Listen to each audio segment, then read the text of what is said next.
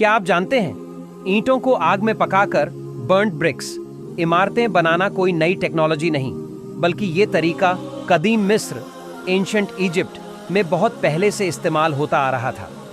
मिस्र की हायरोग्लिफिक लिखाई में ऐसे नक्श और अल्फाज मिले हैं जिनमें इमारतों के लिए ईंटें पकाने का जिक्र साफ तौर पर मौजूद है।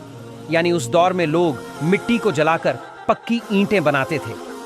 लेकिन हैरानी की बात यह है, हजरत मोहम्मद सल्लल्लाहु अलैहि वसल्लम के दौर में अरब में सिर्फ कच्ची ईंटें, रॉ मड ब्रिक्स इस्तेमाल होती थी।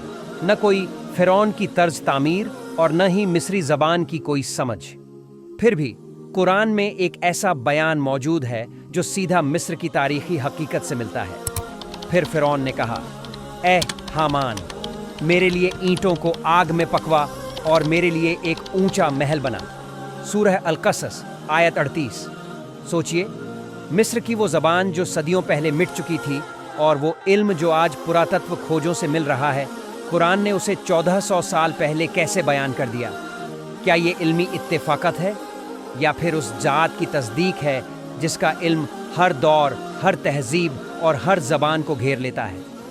कुरान सिर्फ ज़मीन की बात नहीं करता, ये तारीख की भी गवाही देता है।